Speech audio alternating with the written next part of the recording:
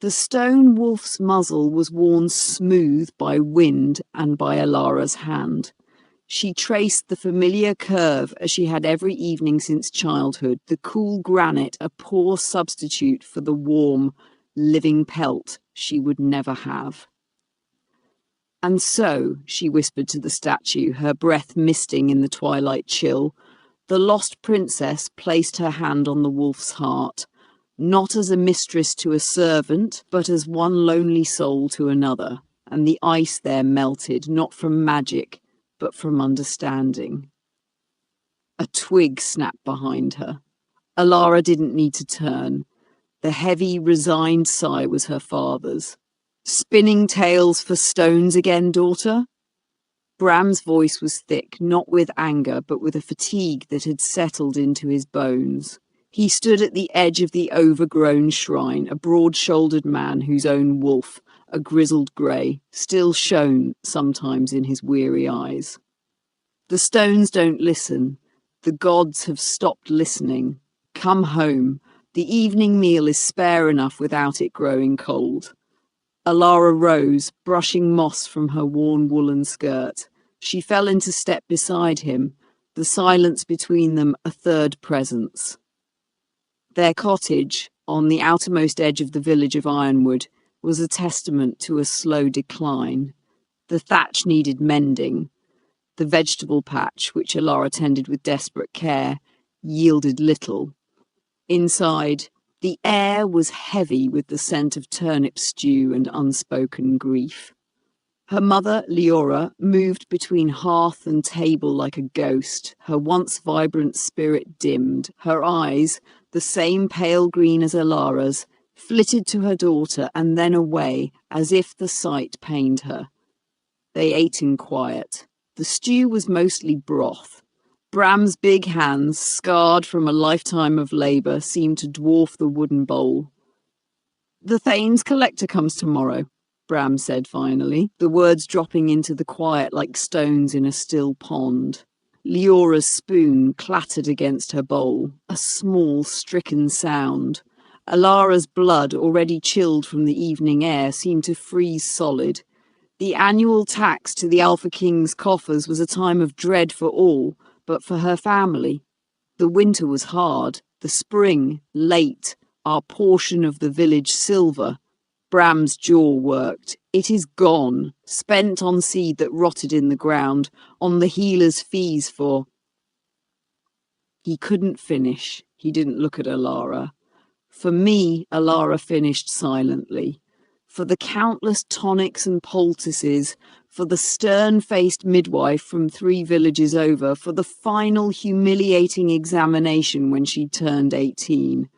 The woman's pronouncement had been a death sentence delivered in a sterile tone. The moon's blood is a false spring. The soil within is barren. She will never bear a child, nor, I suspect, ever summon a wolf's form. A genetic dead end." The words had seeped through the thin cottage walls. The village had known within the hour. "What will we do, Bram?" Leora's voice was a thread of sound. Bram's eyes, full of a torment Elara could scarcely bear, finally lifted and locked onto hers. "The debt must be paid in something of perceived value, something the Thane can take to the king's castle." A cold understanding began to dawn, a slow, creeping horror. "No," Leora whispered, her hand flying to her mouth. "Bram, she is our daughter." "What is she, Leora?" Bram's voice broke, rising in a mix of shame and defiance. "Tell me! In the eyes of this pack, of this kingdom, a wolfless woman is a weakness. A barren one is a curse. She cannot contribute to the pack's strength. She cannot secure its future. She eats food that could feed a productive hunter. She occupies space." Each word was a lash, but the pain on his face revealed they scourged him most of all. "The Alpha King's tax collector does not take charity cases. He takes assets." Elara felt the world narrow to the rough wood of the table beneath her palms, the stories she told, the small herbs she grew, the quiet ways she mended and helped, None of it was value. It was noise, a defective creature making harmless, useless sounds. You would sell her? Leora was weeping now, silent tears cutting tracks through the dust of the day. I am offering her, Bram roared, slamming a fist on the table, making the bowls jump. As payment, to settle a debt that would otherwise see us stripped of our home and driven into the wilds? Would you have all three of us die in the forest? Or shall one be given a chance to serve, to perhaps find some purpose in the king's household? He was trying to convince himself to dress this atrocity in the rags of mercy. They say the castle has libraries. Perhaps a wolfless, literate girl can find a place scrubbing floors near books. It is more than she has here. More than she has here. The truth of it was the sharpest cut. Here she was a shadow, a reminder of failure. Children mimicked her wolfless stance behind her back. Mothers pulled their young ones away as if her barrenness were contagious. Her only friend was a stone statue. She looked at her mother, seeking an anchor, a rebellion. But Leora's gaze, after a final burst of anguish, settled into a dreadful vacant acceptance. She looked at her daughter, and then she looked at the empty stew pot, at the leaking roof, at her own broken husband. The survival of the pair, the unit that could still theoretically function, outweighed the fate of the broken piece. It must be done, Leora murmured, turning her face toward the dying fire, a wall going up behind her eyes. The king's tax is a blessing in disguise. The words were the final seal on her fate. Elara said nothing. What was there to say? Protestations of love? They loved her, she knew, in the way one loves a crippled limb, with a regretful, painful tenderness and a secret wish for its amputation. The next morning dawned grey and cold. Elara was given her least patched dress and a thin shawl. She owned nothing worth taking. Bram stood stiffly by the door as the Thane's collector, a man with the cold eyes of a hawk and the scent of distant steel and authority, arrived on a massive horse. "This is the value?" the Thane asked, his voice devoid of inflection as he looked Elara up and down. "My daughter, Elara, she is literate, obedient. She can sew and heal with herbs." Bram's voice was a hollow recitation, a unique servant for the Alpha King's household. The Thane's nostrils flared slightly, as if sniffing for the wolf scent she lacked. He found only human fear. He gave a single, curt nod. "The king always has use for the unique. The debt is settled," he gestured. A guard pulled Elara up onto a spare horse with impersonal hands. As her mount was turned toward the forest road that led to the capital, she looked back one final time. Bram stood in the doorway, his shoulders slumped, his face a mask of shattered pride. Her mother was already gone, retreated into the darkness of the cottage. Not a wave, not a cry, just a withdrawal. The stone wolf in the forgotten shrine was the last to see her go, its sightless granite eyes staring as the village of Ironwood, and the girl who was no daughter, no woman, no wolf, disappeared into the thick, swallowing trees. The world became a blur of green shadow and the rhythmic, jarring clop of hooves on hard-packed earth. Alara's hands, bound loosely with coarse rope, grew numb around the saddle horn.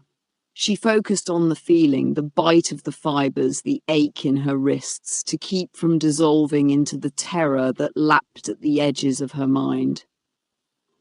The Thane and his two guards spoke in low, occasional grunts, their conversation a mundane litany of rations and road conditions that was more chilling than any threat. She was cargo. Settled debt. She barely warranted their attention.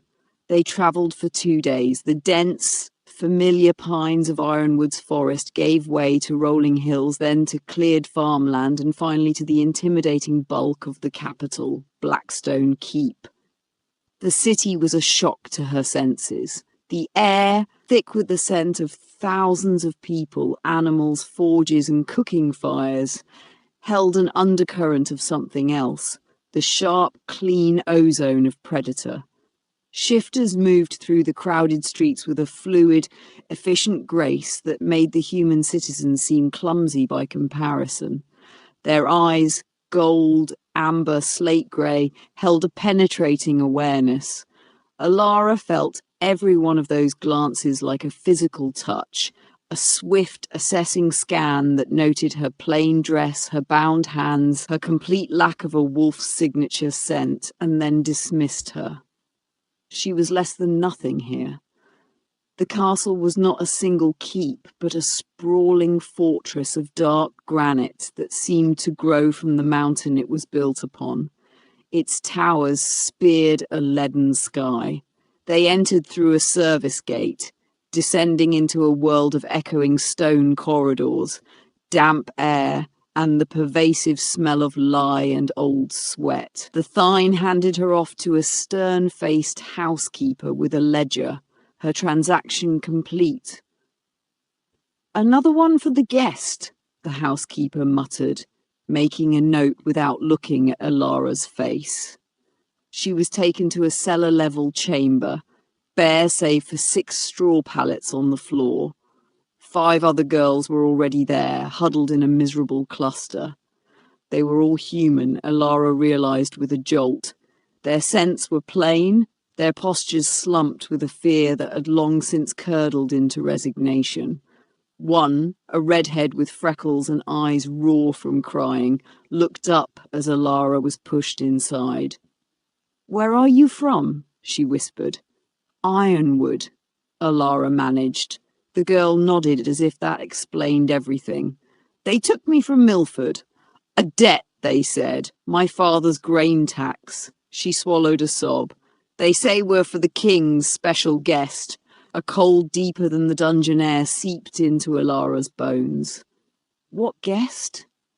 No one knew. The rumours were the worst kind. A foreign dignitary with monstrous appetites. A captive beast the king kept for sport.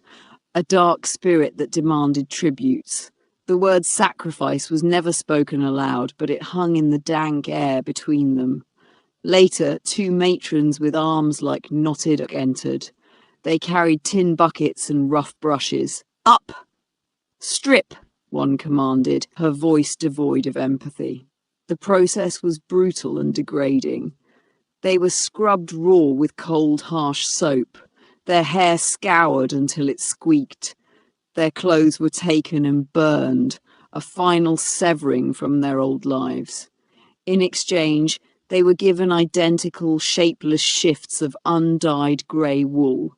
A bowl of thin gruel and a heel of stale bread were placed on the floor. They ate in silence, the sound of their chewing and the distant drip of water the only noises. Time lost meaning. There were no windows, a single guttering torch provided light. Elara retreated into her mind, to the quiet shrine and her stone wolf. But the memory felt fragile, a painted miniature that was beginning to flake and fade. She was no longer Elara, the defective daughter. She was one of 6 grey shadows waiting. The door crashed open. He filled the doorway. It was not just his size, though he was tall and powerfully built, but the sheer, oppressive force of his presence. King Alaric. His hair was the colour of winter ash, tied back from a face that was all severe, elegant lines, a blade of a nose, a sharp jaw shadowed with stubble. But it was his eyes that stopped her breath. Molten gold, like coins pulled from a furnace, and just as merciless. An alpha's aura rolled off him, a palpable wave of dominance and icy control that pressed the air from the small chamber. The girls instantly dropped their gazes, cowering. One whimpered. Elara found she could not look away. Her wolflessness, her defect, created a strange, terrible buffer. She felt the weight of his presence, the animal terror it evoked in her human heart, but she did not feel the instinctual, pack-driven compulsion to submit. It made her rebellion of eye contact not brave, but merely broken. The king's gaze swept over the huddled group, dismissive and bored. It was a butcher's glance over livestock. His nostrils flared slightly, taking in their scents, fear sweat, lie, human meekness. His lip curled, a faint expression of disdain. Then his eyes landed on her. They paused. The bored contempt flickered, replaced by a spark of sharp, unnerving attention. He took a single, almost imperceptible step into the room, his focus narrowing on her alone. He inhaled again, deeper this time, and something in his gaze shifted. Confusion? Recognition? It was gone in an instant, masked by glacial authority. But in that fraction of a second, Elara saw not a king, but a hunter who had caught a scent on the wind he never expected to find in a kennel. He pointed a single, long finger, clad in a simple silver ring etched with runes. That one. The words were not loud, but they were absolute, carved from stone. Two guards who had been invisible in his shadow stepped forward, their grips vice-like on Elara's arms, hauling her to her feet. The other girls shrank back, a mixture of pity and horrific relief in their eyes. The redhead met Elara's gaze for a second, her own filled with a silent apology for being glad it was not her. King Alaric turned and strode out without another word. Elara was dragged, stumbling, in his wake. They did not go up toward the grandeur of the halls above. Instead, they turned down a narrower, darker corridor, then another, descending a spiraling stone staircase that felt ancient and secret. The air grew colder. The sounds of the castle faded, replaced by the echo of their footsteps and the frantic drum of her own heart. They stopped before an arched door of black oak banded with iron. There was no handle on the outside. The king, who had walked ahead, turned. For a moment his golden eyes held hers again in the torchlight. The look was inscrutable, a final silent assessment. Then he gave a curt nod to the guards. One guard produced a large iron key. The lock turned with a sound like a breaking bone. The door swung inward, revealing not a throne room, but a chamber swallowed by darkness, lit only by the faint, dying glow of a hearth ember. A shape, vast and incomprehensible, shifted in the deep shadows.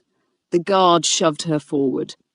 "For the guest," he muttered, and the heavy door slammed shut behind her, sealing her in with the darkness, the ember's glow, and the thing that now rose, with a sound like rustling fur and grinding stone to meet its new tribute.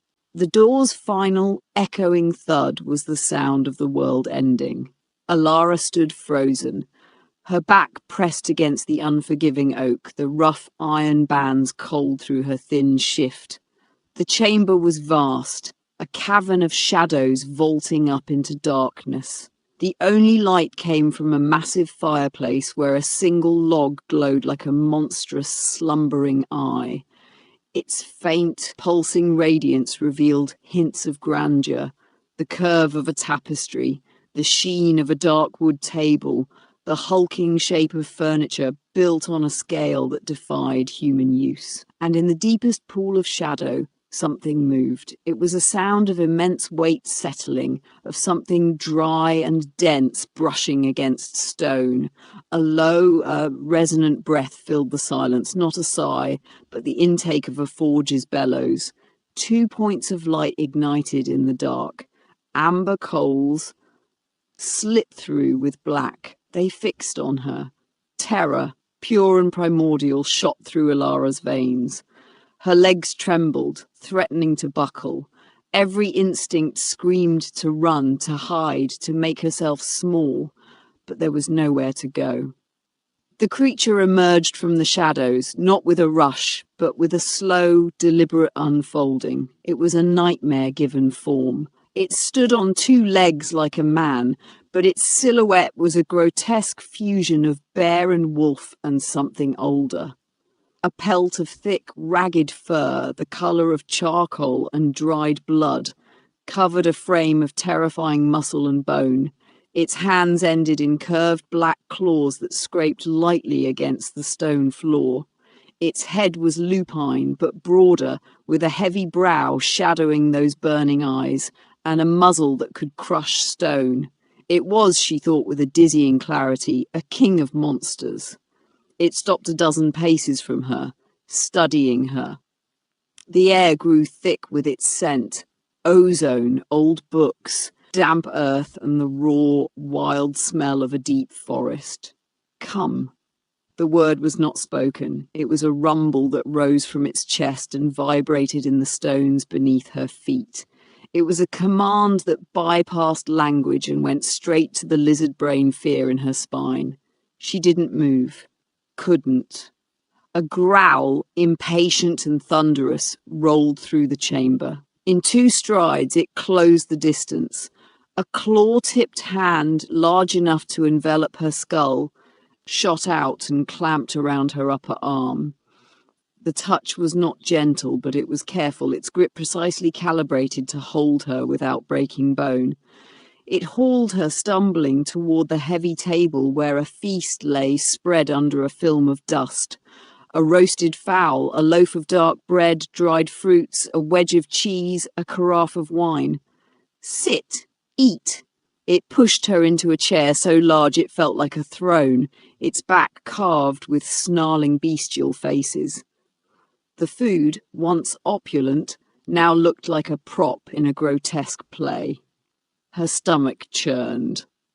"I'm not hungry," she whispered, her voice a thin, broken thing. The beast's eyes flared. With a swipe of its claws, it sent the loaf of bread tumbling to the floor. It leaned in, its hot, carnivorous breath stirring her hair. "You will sit, you will wear fine things, you will eat." Each phrase was a growled decree. "You are mine. Your comfort is my command." The paradox of it, the brutal force married to a twisted dictate of care, unmoored her completely. Tears, hot and shameful, spilled down her cheeks. She cried silently, shoulders shaking, her hands clenched in her lap. Her tears seemed to anger it further. It roared, a sound of pure frustration that shook dust from the rafters. It paced before the hearth, a caged tempest.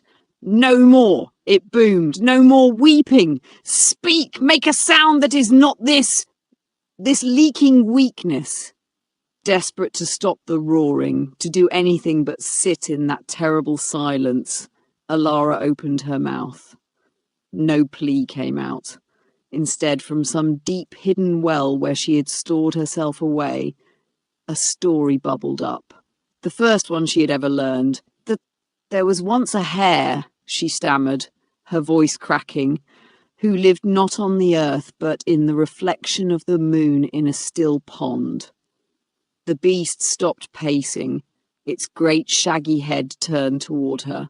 Encouraged by the cessation of movement, the reduction of imminent violence, she pressed on, the words gaining a fragile rhythm. The moon hare was lonely, for the moon was a cold home. So each night it would weave a ladder from moonbeams and climb down to the pond's edge to play with the earthly hares, but it could never truly be one of them, for its fur was silver and its paws left no print. She was narrating her own defect, she realized, but the tale had taken hold of her. One night a wolf, the guardian of the pond, caught the moon hare.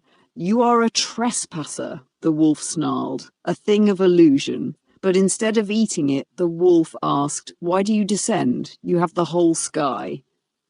She risked a glance. The beast had settled onto the stones by the hearth, its immense form curled like a gargoyle's.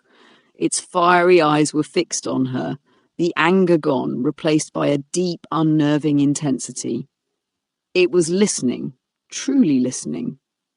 "I descend," said the moon hare, "because a reflection is not a home. It has no warmth, no scent of grass, no sound of another's breath.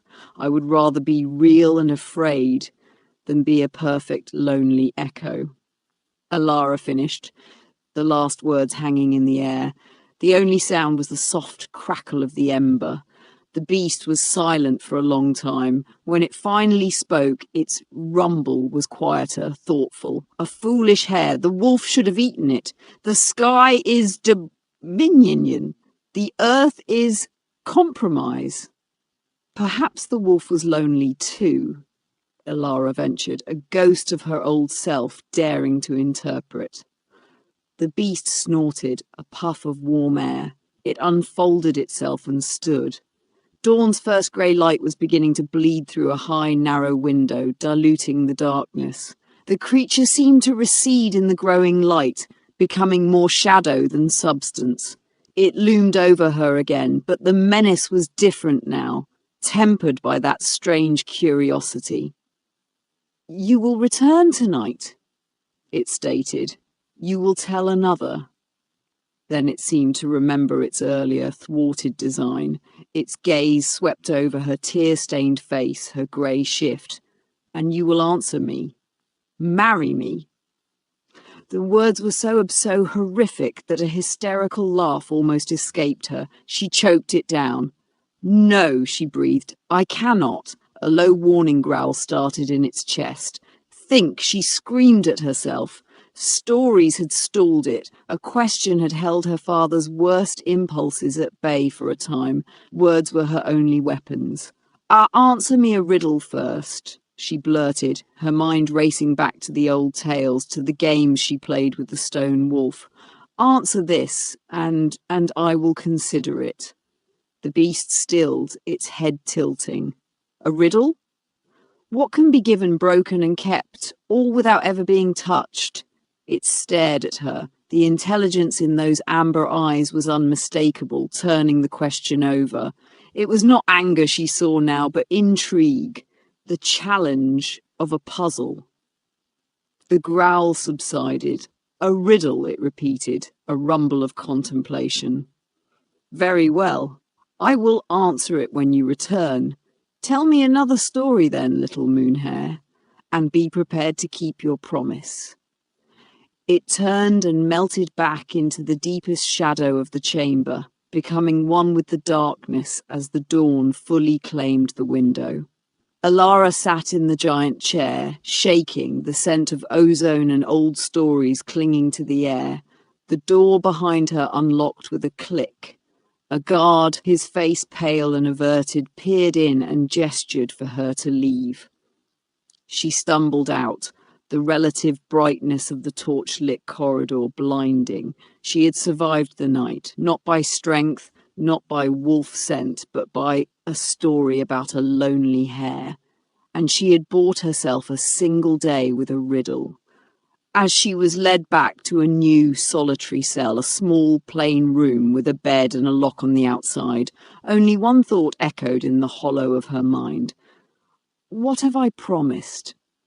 The cell they gave her was a world removed from the dungeon's communal gloom. It was small, yes, and the door was still locked from the outside, but it held a narrow bed with a woolen blanket, a chamber pot, and, miraculously, a slit of a window high on the wall. It looked out onto a slice of sky and the distant, jagged teeth of the mountains. It was not freedom, but it was not a pit. It was perhaps a cage deemed suitable for a peculiar songbird. Exhaustion dragged Elara into a deep, dreamless sleep. She woke to the sound of a key turning and a tray being slid inside. A bowl of decent porridge, a piece of cheese, an apple. The guard did not meet her eyes. Her value had shifted, it seemed. She was no longer one of 6 anonymous tributes. She was the one the beast had kept. The day stretched before her, an empty, terrifying expanse. She paced the cell's 5 steps, her mind a whirlwind of the previous night. The monstrous form, the impossible demand, the desperate saving grace of the moon-hair tale. She had to think of another story. Her life tonight depended on it. But her mind was barren. The fear had scraped it clean. She sat on the bed, hugging her knees, watching the light move across her slice of sky. Think of anything. She thought of her mother's hands weaving by the fire, telling tales of the first shift under her breath. She thought of the village children, their faces eager around a summer bonfire. She remembered the story of the tailor and the fox spirit, a comedy of errors that always made them laugh. Dusk came too quickly. The same guard, silent and grim, fetched her. The walk down the spiralling stair felt longer, the air colder. Her heart hammered against her ribs like a trapped thing. The black oak door awaited, a portal to nightmare. It opened before she could brace herself. The chamber was different. The hearth blazed with a proper fire, pushing back the shadows, revealing rich, if faded, tapestries depicting hunts in forgotten forests. The table was cleared, set simply with 2 cups and a plate of honeyed nuts, and the beast was already there, waiting by the fire. He seemed less a formless terror in the light, though no less immense. He watched her enter with those glowing, intelligent eyes. Well? The rumble came. Your story. Elara's mouth was dust. She forced herself to walk to the hearth, standing on the opposite side of the flames as if they could shield her. There was a tailor in a town who was famous for his cowardice, she began, her voice thin. One night a fox spirit stole his best shears. The tailor, too afraid to confront a spirit, tried to trick it. She told the tale. It was a simple, foolish thing, full of clumsy disguises and backfiring plans. As she spoke, she watched the beast. He did not move, but his ears, strangely expressive, furred triangles, twitched at the punchlines. When she described the tailor getting his shears stuck to his own rear end by a bewitched stool, a sound erupted from the beast, a short, sharp chuff. It took her a terrified moment to realize it was a laugh. The sound unlocked something in her chest. She finished the story, a ghost of a smile touching her own lips. Silence fell, companionable this time, filled only by the fire's crackle. Then the beast stirred. A fool, he pronounced. The fox spirit was playing with him. It could have taken his life with a thought. Why the elaborate game? Elara blinked. To teach him a lesson, perhaps, that bravery isn't the absence of fear, but acting despite it. A wasted lesson on a coward, the beast grunted. He rose and paced to the dark table, returning with a small cloth-wrapped bundle. He tossed it at her feet. For you, hesitantly she picked it up. Unwrapping it, she found a stack of parchment, a pot of ink and 3 finely made quills. She stared at them, uncomprehending. Your borrowed tales amuse, he said, his voice a low vibration, but I have heard them all. The world has enough echoes. Write your own. The command was as bewildering as the marriage proposal. My own? You have a mind that sees the lesson in the fox's game. Shape it, give it new flesh. He turned his back to her, looking into the fire. The riddle, I have considered it. What can be given, broken and kept? A vow? A law? That is not the answer, she said, emboldened by the quills in her hand. He growled, but it was a sound of frustration, not threat. Then I will have it tomorrow. Go. Right. She was escorted back, not to her cell, but to a different door. The guard unlocked it and pushed her inside.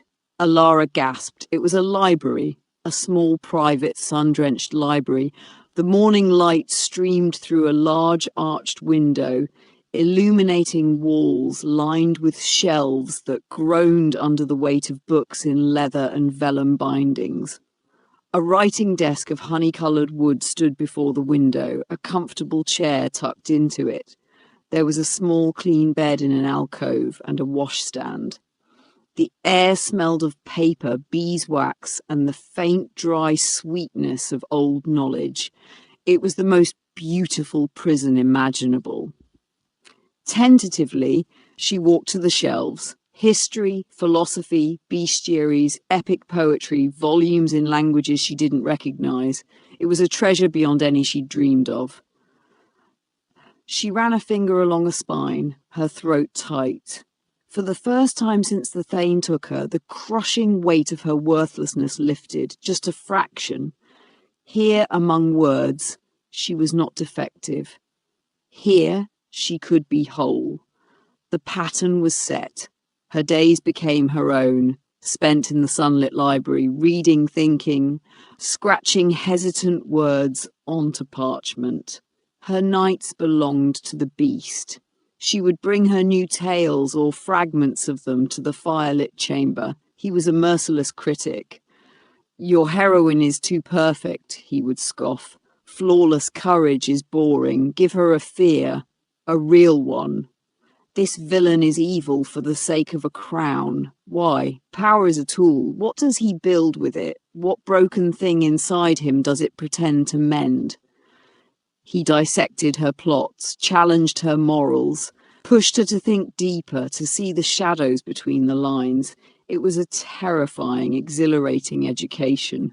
In turn, he demanded more riddles, more puzzles, engaging in a fierce, intellectual duel that left her mind humming. One night, after she'd told a story about a girl who could speak to rivers, he asked, "Where did you learn these?" "Your village shaman." The question was casual, but it opened a door to her past she had kept sealed. "My mother," she said softly, staring into the flames. "And others, the children like them." "You told stories to children?" The beast sounded surprised. It was all I could give. The words tumbled out, raw and unvarnished. I couldn't run with them, I couldn't hunt, I couldn't even promise a future for the pack. She swallowed, the old shame hot in her veins. So I gave them adventures instead, until they grew old enough to understand I was just a defective girl spinning lies. The beast was silent for a long time. The fire popped. "And the ones who mocked you?" he asked, his voice uncharacteristically quiet. "The ones who declared you empty?" She flinched at the memory of the midwife's clinical voice. "They saw what I lacked. They named it, and the name became all I was." He made a sound, a deep hum that resonated in the stones. "They labelled you Barren so they would not have to be blinded by your fertility of mind. They called you wolfless so they would not have to face the tooth and claw of your spirit. A common tactic of small minds, little moonhair. They reduce the ocean to a drop so they can claim to understand it." Elara looked up at him, truly looked. In the flickering light, the monstrous features seemed to shift, not into something human, but into something profoundly knowing. He saw her. Not the defect, but the shape it had carved around the person she was. It was a recognition more startling than any terror he had first inspired. He had not given her pity. He had given her a library. He had not offered comfort. He had offered a challenge. And in doing so, he had handed her back the pieces of herself her world had shattered. She was still a prisoner. The door was still locked. But as she returned to her sunlit room that dawn, the weight in her chest was not despair. It was the terrifying, burgeoning weight of a self she was only just beginning to meet. The weeks blurred into a strange, suspended rhythm. Alara's world had two poles, the sun-drenched silence of her library and the fire-lit, rumbling intensity of the beast's tower. Her initial terror had transmuted into a complex, breathless anticipation. Each evening, as the guard came to fetch her, Her pulse would quicken, not just with fear, but with a scholar's eagerness to present her work, a duelist's readiness for a new round.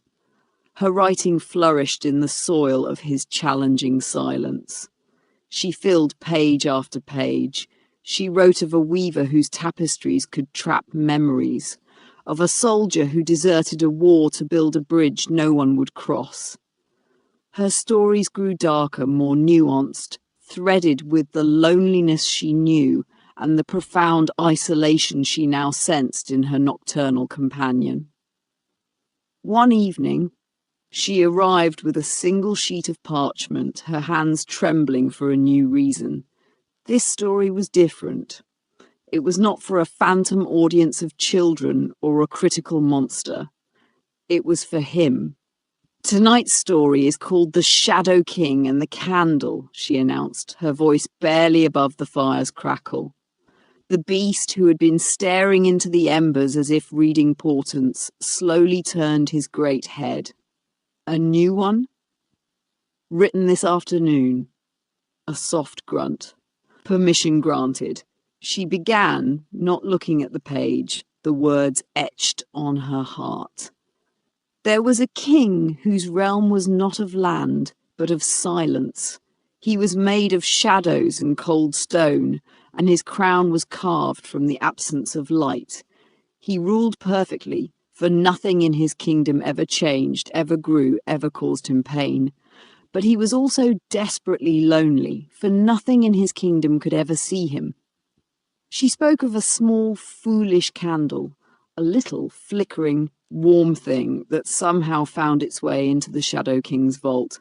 The candle, afraid of the dark, tried to flee, but its light only made the king's shadow form more stark, more terrible. You hurt me, the Shadow King rumbled, for the light was a searing discomfort. Extinguish yourself.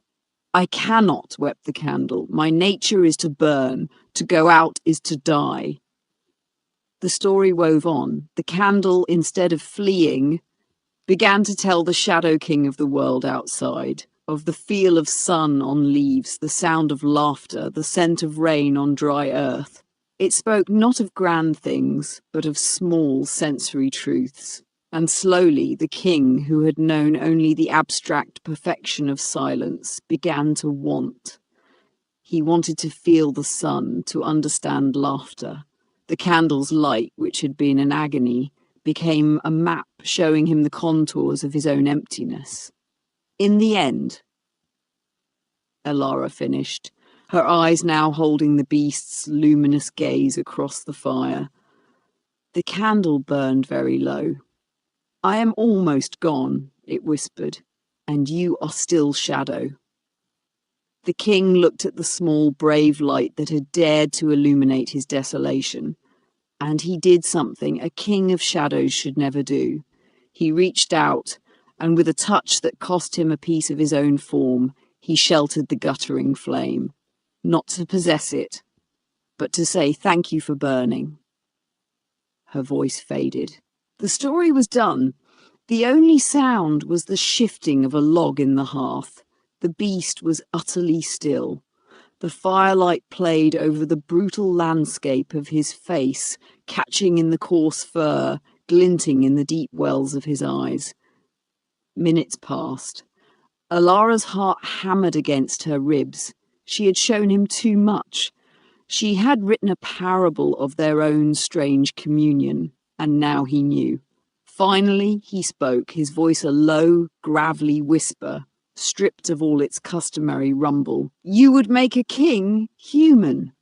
The words were not a question, they were a stunned realization, a vulnerability laid bare. He understood.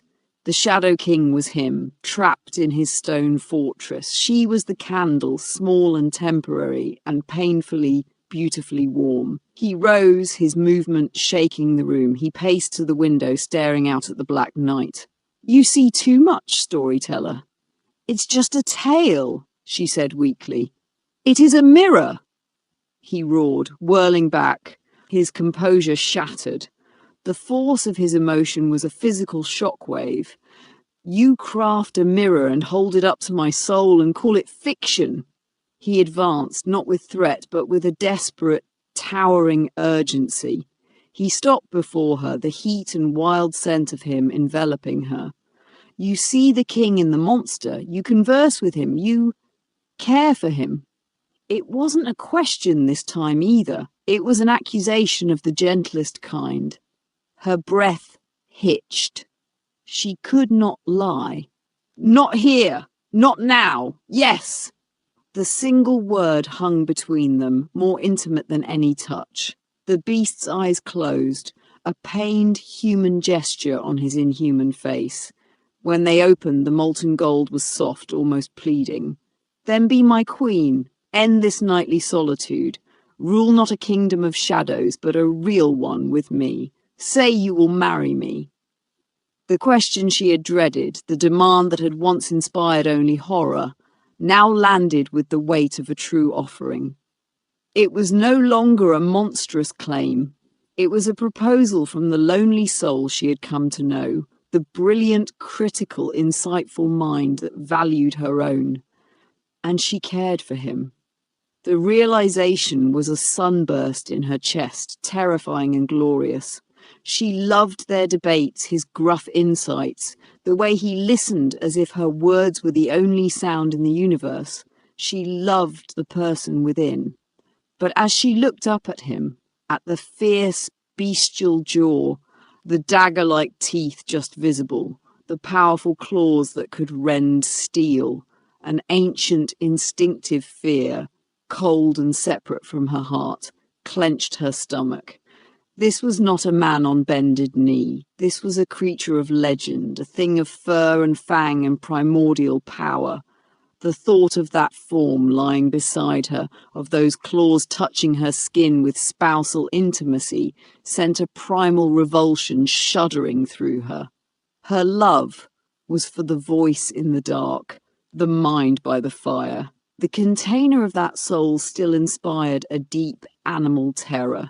Tears, hot and shameful, welled in her eyes again. But these were not tears of fear for her life. They were tears of grief for an impossible choice. I cannot, she whispered, the words tearing from her throat tight with anguish. I am sorry. I care for you more than I thought possible, but I cannot. The light in his eyes, that soft, hopeful gold, snuffed out. It was replaced by a devastation so profound it was like watching a mountain crumble from within. A low, wounded sound escaped him, not a roar, but a whimper of pure, gutted pain. He turned away from her, his massive shoulders slumping as if bearing the weight of the cursed castle itself. Then leave, he said, his voice hollow, echoing in the vast, silent chamber. If your answer is no, then go, tonight, forever. The finality of it was a colder terror than any he had ever inspired. To be cast out of this dark, difficult, precious world, to never hear his rumble again, never see the flicker of understanding in those eyes, never have her thoughts challenged into sharper shape. The loss was unthinkable. She didn't move. She stood rooted to the spot, weeping silently. She did not flee from the monster. She grieved beside him. He did not turn.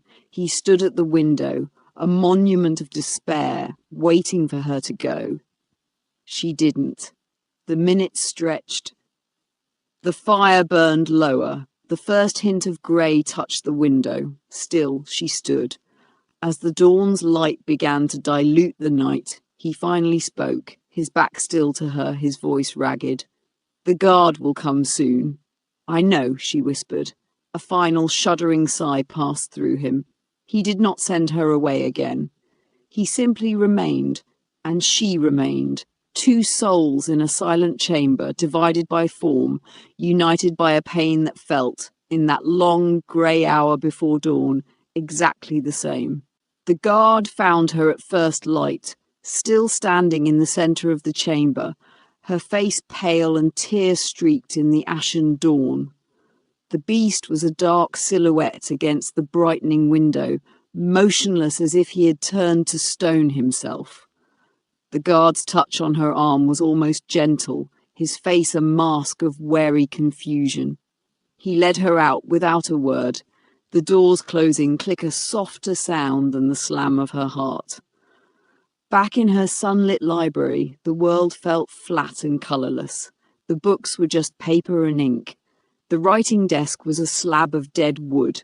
The story she had been crafting about a bridge builder lay unfinished, the words meaningless scribbles. She had broken something precious, and the echo of his hollowed-out voice, "Then leave," reverberated in the silence. A war raged inside her. Her mind, her heart, they knew him. They loved the fierce, brilliant, wounded soul she had come to know in the firelight. But her body, every primal instinct, recoiled at the memory of his physical presence. The sheer size, the animal heat, the predatory grace that was beautiful and terrifying in equal measure. Could love truly exist where terror lived? Was her affection just a captive Stockholm fantasy woven from loneliness and borrowed books? As the day wore on, the answer became clear. It was not a fantasy. Her grief was real. The hollow ache in her chest was for him, for the loss of their nightly communion, for the light she had watched die in his eyes. The terror was a cage, but the love was the key she was too afraid to turn. By the next dawn, resolution, hard and bright as a diamond, formed in her core. She would say yes. She would marry the beast. She would embrace the soul and learn somehow to make peace with the form that housed it. The terror would not vanish, but she would choose to walk through it. For him. For the Shadow King who had sheltered her small guttering flame. She waited until the first true rays of sun pierced her high window, painting a golden stripe across the floor. The castle would be stirring, but the beast's tower would be in the deepest quiet of the post-transformation hour. This was her moment. She had to go to him, not as a summoned storyteller, but as a woman coming of her own volition. Her door, for the first time, was not locked. Had he given the order? Or had the guards, sensing the shift, simply stopped bothering? Her heart hammering against her ribs, she slipped into the corridor. It was empty. She moved like a ghost down the familiar path to the spiralling stair, her soft-soled shoes making no sound on the cold stone. The black oak door at the bottom was slightly ajar. A strange, breathless hope mixed with her fear. Was he waiting, hoping she would come? She pushed the door open just enough to slip inside. The chamber was washed in the clean, impartial light of morning. The hearth was cold ash. And there, in the centre of a shaft of sunlight, stood the beast. But he was shimmering, dissolving, changing. Elara's hand flew to her mouth, stifling a gasp. The massive furred form rippled like a reflection in disturbed water. It seemed to shrink in on itself, the terrifying silhouette flowing, reshaping. The coarse pelt receded into smooth, pale skin. The powerful, hunched shoulders straightened into the proud, broad lines of a man's back. The lupine head resolved into a familiar profile, the sharp jaw, the blade of a nose, the ash-grey hair tied back. It was King Alaric. He stood naked for a moment in the sunlight, his body etched with the same powerful musculature but in human form, before reaching for a simple linen tunic and trousers laid over a chair. He dressed with the weary, automatic movements of a man performing a daily penance. As he turned, fastening his belt, his eyes, still that devastating molten gold, but now set in a human face etched with exhaustion and sorrow, lifted. They met hers. Time stopped. Shock, then raw, unguarded horror, then a devastation so complete it seemed to age him decades in an instant, flashed across his features. It was the beast's pain reflected in a king's face. And it was 1,000 times more terrible because it was human. Elara, Her name was a breath, a wound. She could not speak. Her mind, so adept at weaving tales, scrabbled for purchase and found none. The beast was the king. The king was the beast. The lonely, brilliant mind she loved was the terrifying, beautiful man who had coldly selected her from a line of tributes. You are, she stammered. Cursed, he finished, his voice hollow. The rich timber she knew from the beast, now flat with defeat. He walked toward her, not with a king's authority or a beast's power, but with the heavy tread of a condemned man. A witch's punishment, generations ago, for a king's arrogance, to split the man from the beast, the day from the night, to be a ruler in sunlight, a monster in darkness, a divided soul. He stopped before her, close enough to touch.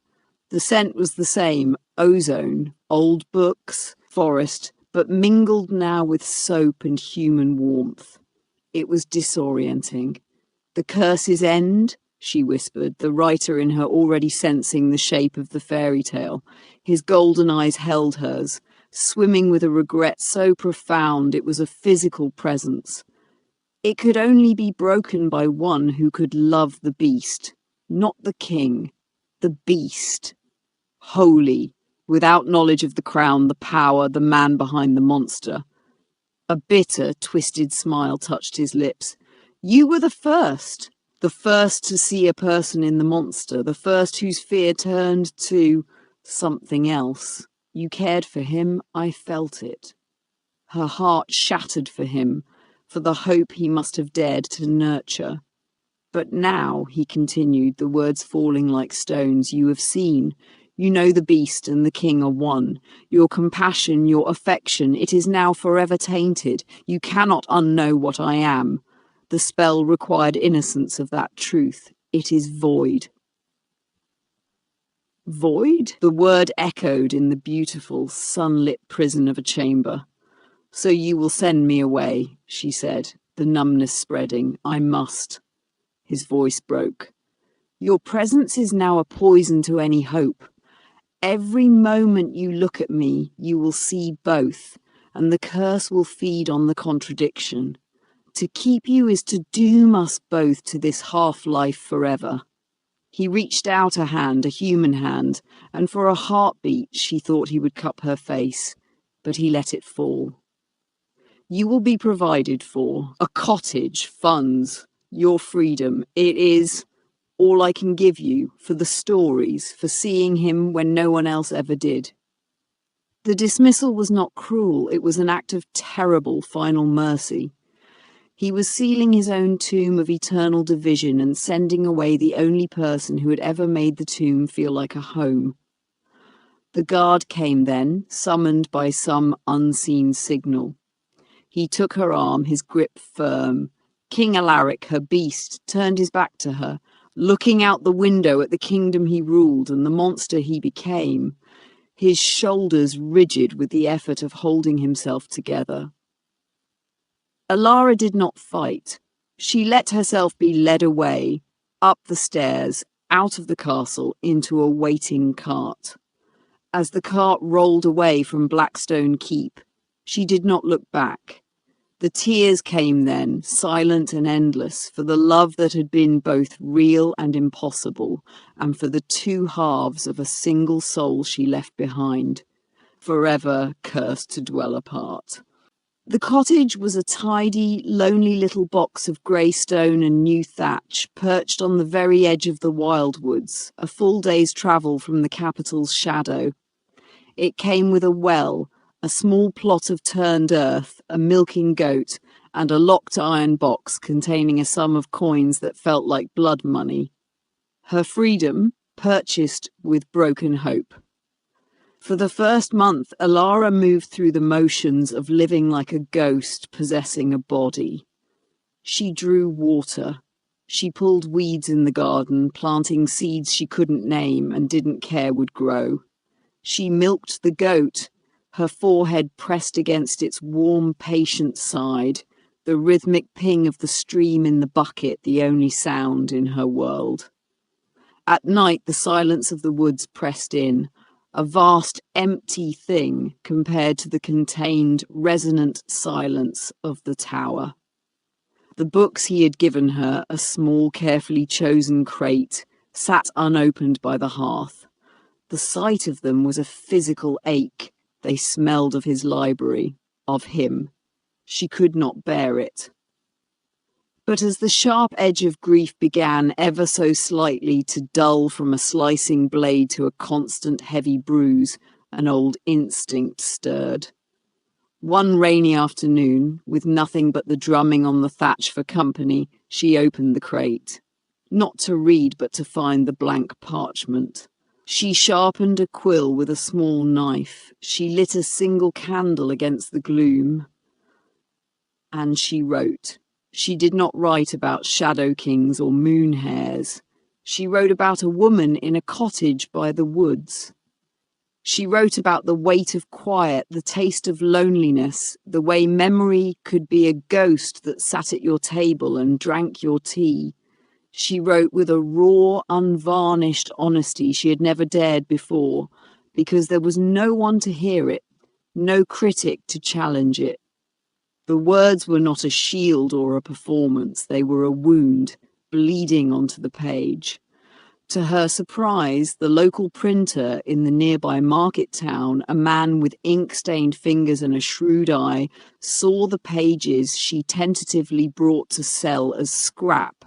He read a fragment over her stammered protest. "This is different," he mused. "It's not about heroes, it's about the silence after the battle. People feel that, but no one writes it."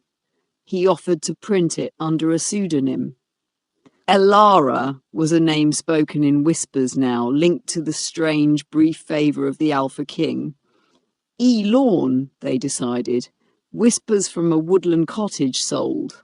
Then it sold again. The printer asked for more.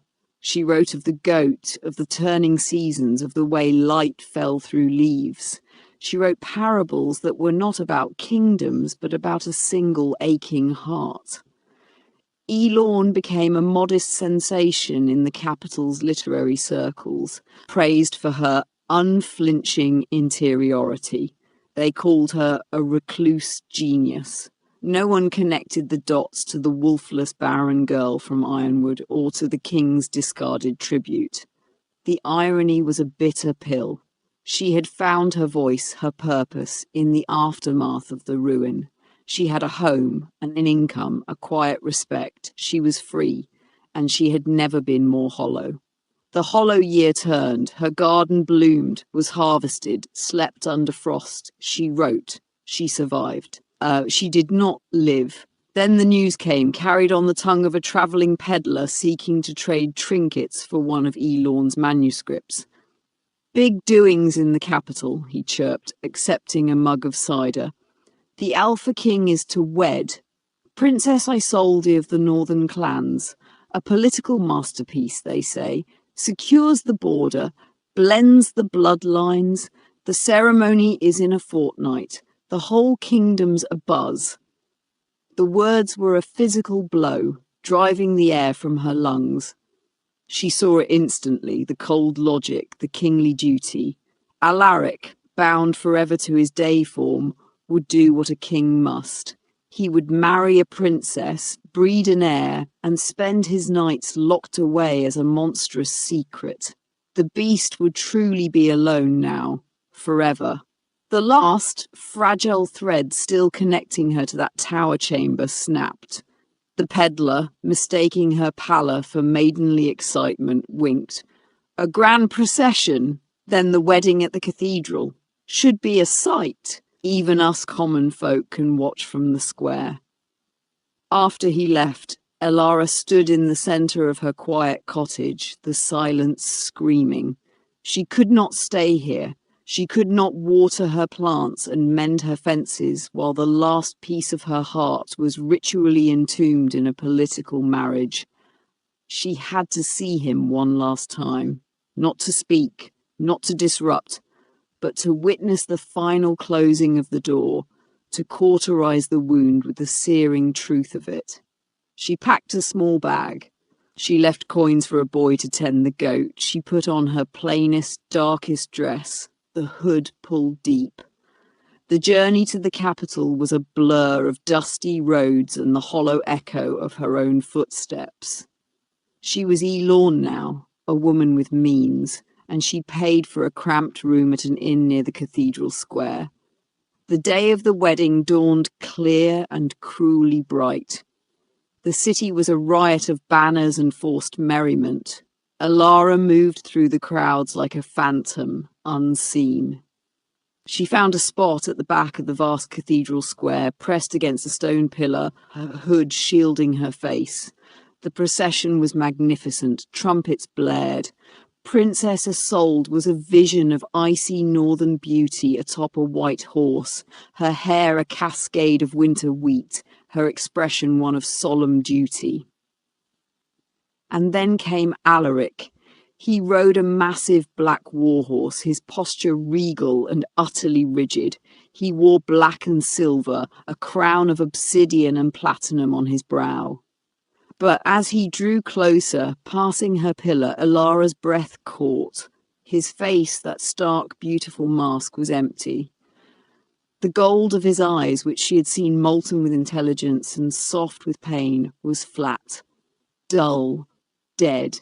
He was not a groom. He was a statue being paraded to its plinth. He looked through the cheering crowd, seeing nothing. Her heart, that brittle, hollow thing, cracked anew. This was worse than any beast. This was the extinguishing of a soul. The procession entered the cathedral. The great doors closed, shutting out the common crowd. Elara, using the press of bodies and a servant's entrance she'd noted days before, slipped inside. She stood in the shadow of a soaring buttress, high in the rear gallery, looking down upon the glittering assembly. The ceremony began. The priest's voice boomed through the sacred space, speaking of unity, dynasty, sacred bonds. Alaric stood at the altar, his back to her, a monolith of obedience. Isolde stood beside him, beautiful and remote as a snow-covered peak. Elara watched, each word a nail in a coffin. This was it, the end. She would watch him say the vows, see him seal his fate, and then she would leave. She would return to her cottage and her hollow fame, and she would try, somehow, to forget the look in a beast's eyes when she told a story about a lonely hare. As the priest droned on, her gaze, sharpened by grief and a storyteller's habit of observation, wandered. It caught not on the glittering nobles, but on the shadows. High in an opposite gallery, a stained glass window depicting the first alpha shimmered, and in that shimmer, for the briefest second, she saw a distortion, not in the glass, but in the dark space behind it, a glint, not of coloured light, but of polished metal. Her body reacted before her mind could process. Her breath hitched. Her eyes, trained to see the hidden shapes in tales, tracked the line from that glint. It was aimed directly at the centre of Alaric's broad, unprotected back. Assassins, the word tore through her numbness like lightning. The political marriage, the gathered rivals. It was a perfect moment. The priest raised his hands for the final blessing. In the gallery, the glint steadied. Elara did not think. She screamed, "Alaric, down!" Her voice, fueled by a year of stifled anguish, ripped through the sanctified air, a raw, human shriek of warning. It shattered the solemn drone. Alaric's head whipped around, his dead eyes finding hers across the impossible distance, flashing with instant, terrified recognition. He moved, not away, but into a defensive twist, his warrior's reflexes overriding shock. The crossbow bolt loosed a heartbeat after her scream, meant to pierce his heart, grazed his shoulder instead, tearing through silken flesh with a sickening thwack. Chaos is a sleeping beast that once awakened consumes everything in its path. Chaos was not a ripple, it was a detonation. Elara's scream was the spark. the crossbow bolt the ignition. For one crystalline second, there was a collective suspended gasp, the sound of 100 people forgetting how to breathe. Then the world shattered into noise and motion. A woman shrieked. A lord bellowed for guards. Princess Isolde stood frozen, a statue of beautiful shock. Alaric staggered a half-step from the impact on his shoulder, his hand flying to the blossoming stain of crimson on his silver-stitched tunic. But his gaze did not follow the wound. It snapped back across the seething crowd, past the surging guards, and locked onto the shadowed gallery, onto her. His eyes, a moment ago flat and dead, were now incandescent with a terrifying alchemy of pain, fury, and a fear so profound it stripped him of kingship. It was not fear for himself. It was terror for her. "Elara, run!" His roar was not a king's command to a subject. It was a raw, desperate plea that tore from his lungs and echoed in the vaulted stone. But he did not run to safety. As the crowd became a panicked animal surging toward exits, as more glints of metal appeared from 2 other hidden perches, and assassins in servants' livery drew blades from beneath their robes, Alaric did the unthinkable. He moved against the tide. He shoved a stunned noble aside, his wounded shoulder leaving a smeared red handprint on the man's finery, and began to fight his way toward her gallery. He was cutting a path, not to an exit, but to her. A second bolt whistled past his head, embedding itself in the pulpit with a shudder. A guard went down, his throat slit by a darting blade.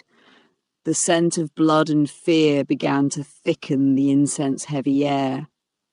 Elara stood rooted, not in fear for herself, but in horror at what he was doing. He was exposing himself, making himself a moving target, all to reach her. The setting sun, visible through the great west window, painted the interior in long, accusing bars of bloody orange light.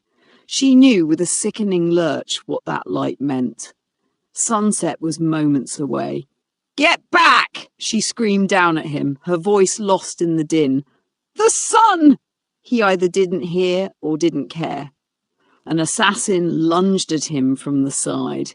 Alaric disarmed the man with a brutal, efficient twist and broke his arm with a crack that was audible even over the cacophony.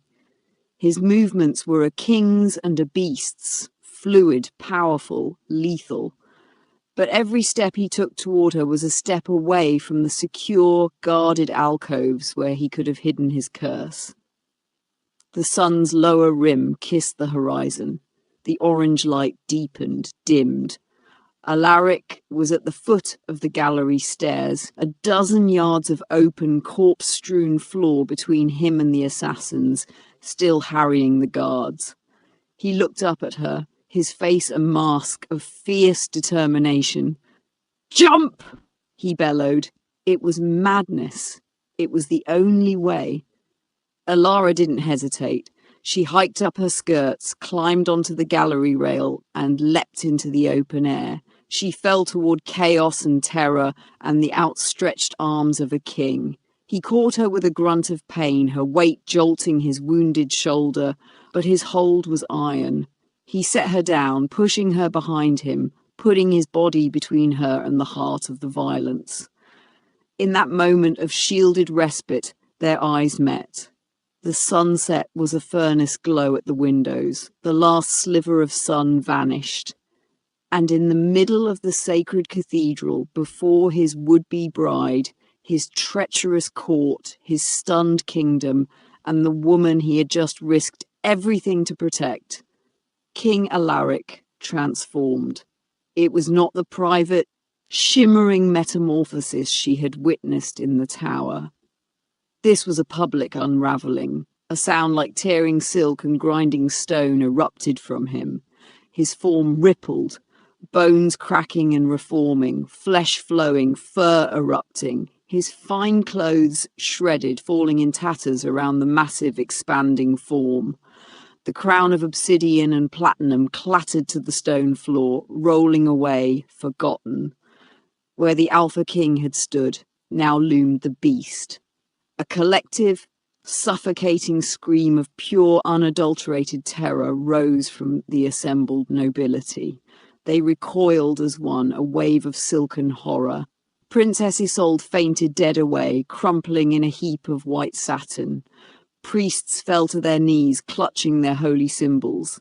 The beast, Alaric, ignored them all. He turned his great shaggy head, his burning amber eyes finding Elara, ensuring she was safe. Then, with an earth-shaking roar that held all the fury of a betrayed king and the primal power of a monster unleashed, he launched himself at the remaining assassins. It was not a fight, it was an annihilation. The beast was a whirlwind of claws and fury, moving with a speed his human form could never match. He disarmed men with flicks of his wrists, shattered blades with his teeth, used his bulk as a battering ram. He fought not just to subdue, but to protect, always keeping his form between the danger and the spot where Elara stood transfixed. But in his focused, furious defense, he left an opening. One assassin, cornered and desperate, lunged not with a blade meant for killing, but with a thin, wicked dagger coated in a sinister green paste. He drove it into the beast's side, just below the ribs. The beast roared again, this time in pain, and backhanded the man into a stone column with a sickening crunch. The assassin slid down, unmoving, but the damage was done. The other attackers were subdued, groaning on the floor under the weight of finally effective guards. Silence descended, more terrible than the chaos. The only sounds were the beast's ragged, wet breaths and the soft, horrified weeping of the court. The great monster swayed. The poison on the blade worked fast, a necrotic fire spreading from the wound. He took one staggering step, then another, his eyes never leaving Elara's. Then his legs buckled. With a final, grinding sigh, the beast collapsed onto the cold cathedral floor, a pool of dark blood spreading beneath him, mingling with the shattered glass of a fallen chalice. His fierce eyes dimmed, struggling to stay open, fixed on her. The kingdom held its breath, staring at the fallen monster that was their king. Elara looked at the cowering, horrified faces around her. She looked at the fainted princess, at the shattered crown. Then she looked at the beast, her beast, who had chosen exposure, who had chosen her over his crown, his secret, his very life. The terror was gone, burned away in the crucible of his sacrifice. All that remained was a love so vast and certain it left no room for fear. She stepped forward. A lord tried to grasp her arm, to hold her back. She shook him off without a glance. She walked across the blood-slicked stones, through the wreckage of a royal wedding, and knelt in her plain, dark dress beside the monstrous fallen form. The court gasped as she reached out a small, pale hand and placed it gently on the hot, blood-matted fur of his mighty head. "I love you," she said, and her voice, clear and firm as a bell, rang through the silent cathedral. "I loved the lonely king in the library, and I love the fierce beast who protected me. They are one soul." She leaned closer, her voice dropping to a whisper meant only for him, yet carrying in the perfect stillness. "And he is mine." As the last word left her lips, a gentle golden light, the same colour as the vanished sunset but warm living, began to pulse from where her hand met his fur. It swelled, enveloping the massive, wounded form in a luminous cocoon. The light was not blinding, but soft, a radiant forgiveness. Within it, the transformation began. But this time it was not a violent rending. It was a gentle unravelling, a healing. The monstrous form softened, shrinking, the fur retreating, the wounds sealing into silvery scars. The claws withdrew, the bones subtly reformed. The light coalesced, dimmed and faded. Lying on the floor, whole and human and conscious, was Alaric. Naked, bleeding only from the now benign graze on his shoulder, the deadly wound in his side gone as if it had never been. He was pale, exhausted, but his gold-flecked eyes were clear, and they were fixed on Elara with a wonder that mirrored her own. The curse was broken, not at the appointed hour, but in the heart of a broken vow, by a love declared without fear before all. The silence that followed was not the stunned quiet of before. It was a living, breath-held thing, thick with awe and the hum of shattered reality. All eyes were on the naked, blood-smeared king kneeling on the cathedral floor, and the simple-clad woman who knelt with him, her hand now resting on his bare, unscarred shoulder where the beast's wound had been. Alaric drew a shuddering breath, the first of his fully integrated life. He looked at his own human hands, turning them over as if seeing them for the first time. Then his gaze lifted to Elara. In his eyes, the molten gold was no longer divided, no longer the cold coin of a king or the fiery ember of a monster. It was a unified, warm, breathtaking alloy of both. Love, relief, and a dawning, staggering freedom shone there. A guardsman, moving with instinctive reverence, rushed forward with a cloak, draping it over Alaric's shoulders. The action broke the spell. A murmur rose, then swelled into a cacophony of questions, exclamations, prayers. Alaric stood, clapped at his throat. He did not look like a man rescued. He looked like a man resurrected. He held up a hand, and the noise subsided into a restless hush. "What you have witnessed," he said, his voice not the beast's rumble, not the king's cold command, but a new, rich, whole timbre that carried to the farthest corner, is the end of a curse that has plagued my line for generations. He turned his head, his eyes finding the still unconscious form of Princess Isolde, now being attended by her handmaidens. His expression was not unkind, but it was final. The terms were known to me, but not their true meaning. The curse would break when someone could love the beast, unknowing of the king. I believe that was the test. He looked back at Elara, his voice softening, becoming intimate even in the vast space. I was wrong. The true test was not for her. It was for me. He paused, letting the words hang. The curse demanded that I, as king, love someone more than my crown, more than my dignity, more than the secret that preserved my power. I had to be willing to become the monster in front of my entire kingdom, to risk everything I was sworn to protect for the sake of one person. He extended his hand down to Elara. She took it, and he drew her up to stand beside him. When the assassin's bolt flew, my choice was not as a king, but as a man who would rather be seen as a beast for loving her than remain a king without her. That choice, that love is what broke the spell. A profound silence greeted his explanation. The political implications, the shattered alliance with the North, the sheer mythical truth of it was too much to process. The head priest, an old man with a face like weathered parchment, stepped forward, his eyes wide. Your Majesty, the wedding. Alaric's gaze swept over the assembled, terrified, fascinated court. There will be no wedding today. The contract with the northern clans is void, made under a false premise.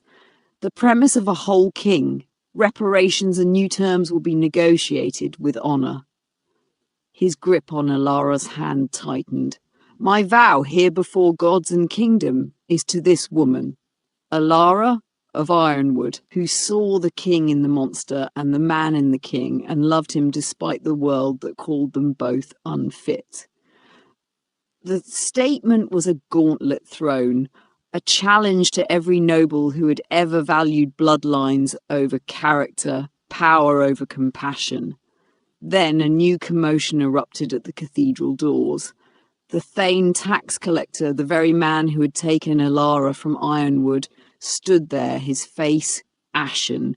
He was not alone. Pushed forward by the crowd were two familiar, shabbily dressed figures, Bram and Leora. They had heard the rumours of the king's strange choice of the wolfless girl involved in the assassination attempt and the breaking of a curse.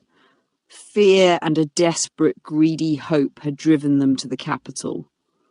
They stood now, staring at their daughter standing hand in hand with the Alpha King, cloaked in splendour and blood.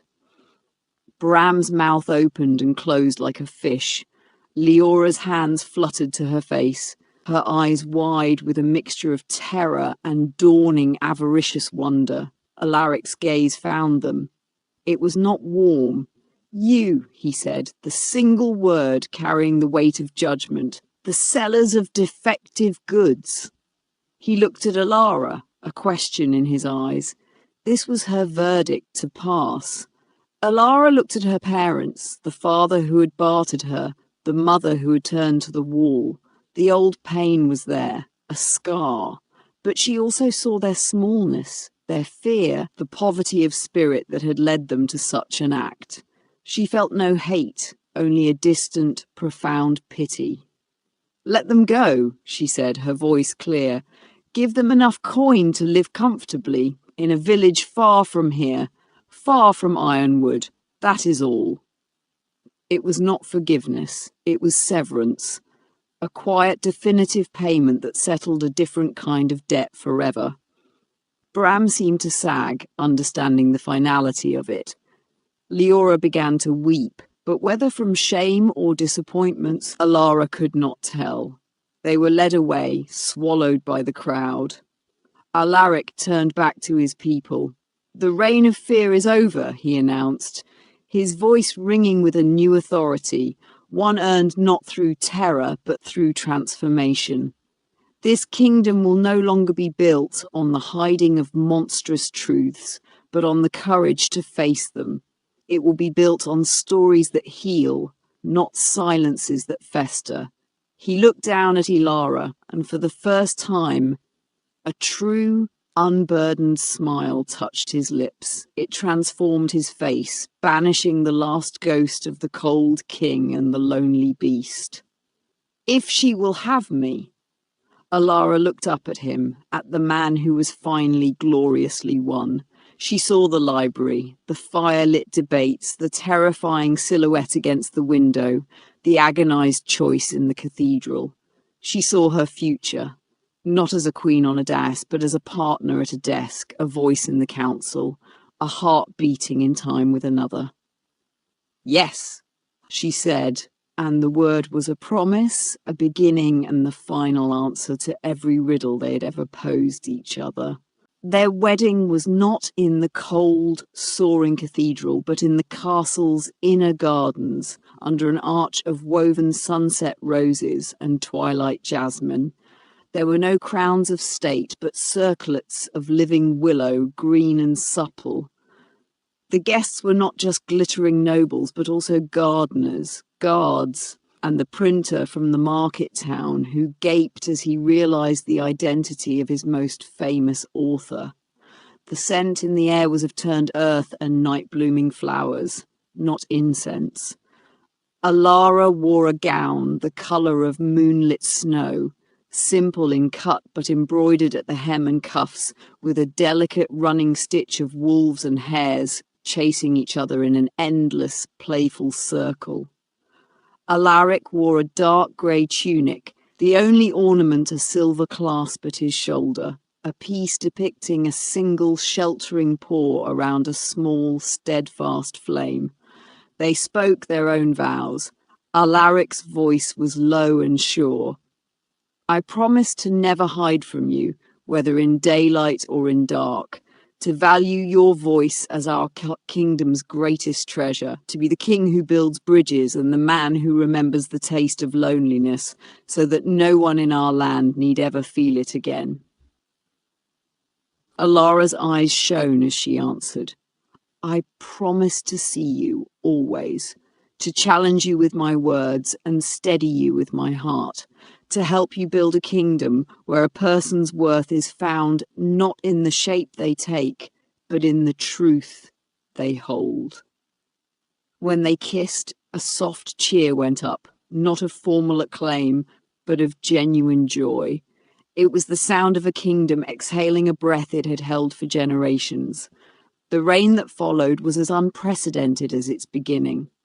Alaric governed with a fierce, practical compassion, his strategies sharpened by a beast's instinct for genuine threat and a king's understanding of complex human structures. Elara was not a silent consort. She established the first public libraries and storytelling guilds, arguing that a nation's strength was in the imagination and empathy of its people. She sat on councils, her quiet questions often piercing to the heart of matters that had baffled seasoned ministers.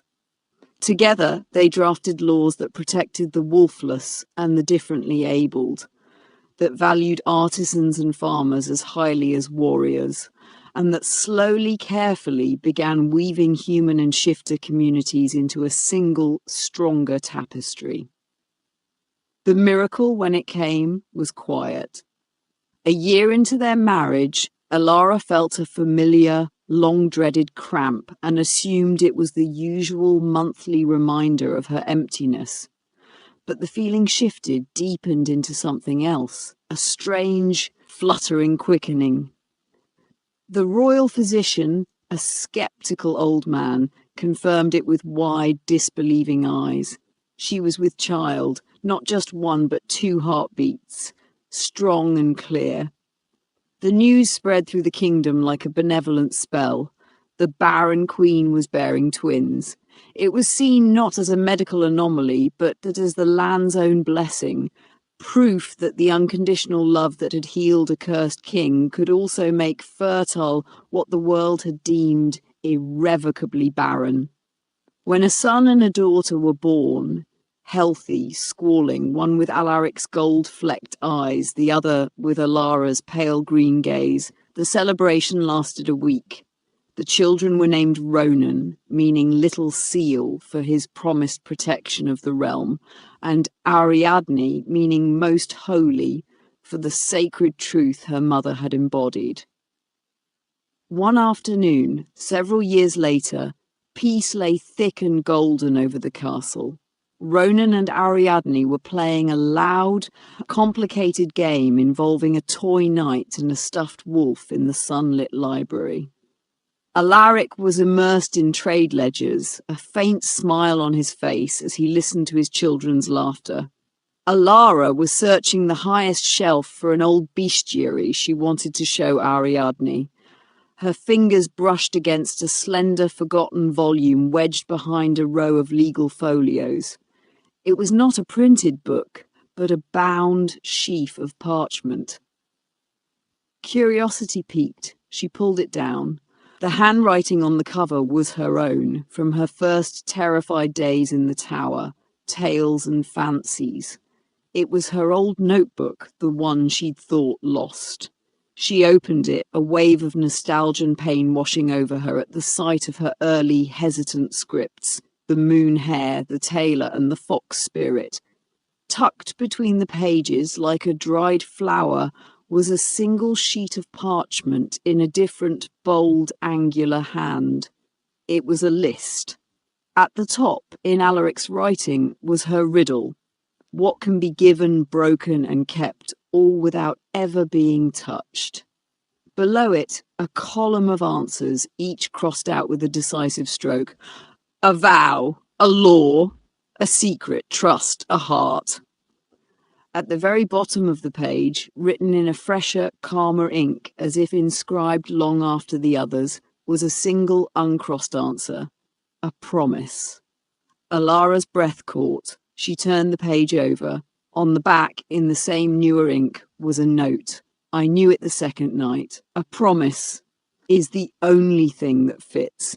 But a promise asked for is an obligation. A promise given freely is a covenant. I would wait 1,000 years for you to give it, little moonhair, rather than claim it as my due. She looked across the sun-drenched room.